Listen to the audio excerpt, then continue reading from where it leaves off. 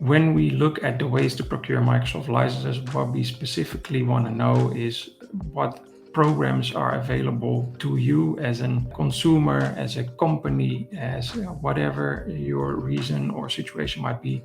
What options do you have to buy? There's four main categories that Microsoft differentiates between. That is the original equipment manufacturer, or OEM. It's usually a piece of software that is already installed on a device. And in the case of Microsoft, think about a laptop or a piece of hardware like a computer or a server that has some Microsoft software installed on it, like the Windows operating system, for instance, or a server with the Windows Server product already pre-installed. You have something called self-serve web, which is for retail. You can go online to the Microsoft website, and if you are interested in buying Office, for instance, you can subscribe to the Microsoft 365 apps for enterprise and get access to the Microsoft Office apps. Microsoft has a big partner network. They call those value-added partners. These partners, they work on making sure that you can buy the software and the services, but also, like the name suggests,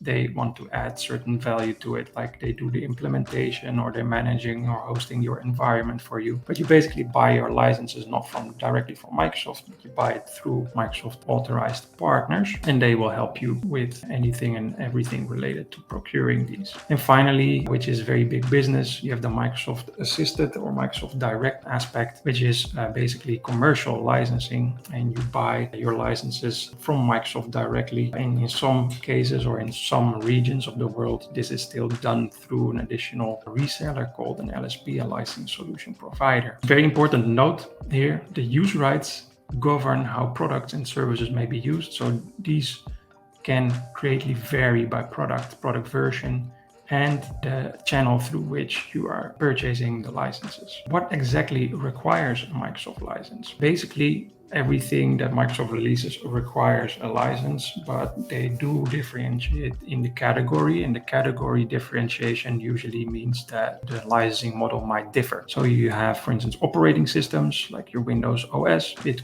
can come pre-installed, but you have the option to also buy it as an upgrade license to get additional functionality or additional features. You have a lot of cloud services that Microsoft offers nowadays. The cloud services require a license in order to be able to use the service. So when you go to the Microsoft website and you want to buy, for instance, Exchange Online, you can do that, but it does require you to first get the licenses before you are able to use that cloud service. If client applications, usually these are desktop applications like Office Pro Plus or currently Microsoft 365 apps for enterprise, but also things like Visio or Project or Visual Studio are client applications. Then you have the server operating system and all applications that you can run on top of it. The Windows Server OS, which basically acts like the Windows OS for your client, but then for the server side. And you have all kinds of applications that you can put on top of this. The SQL Server for any databasing that you need to do, SharePoint server if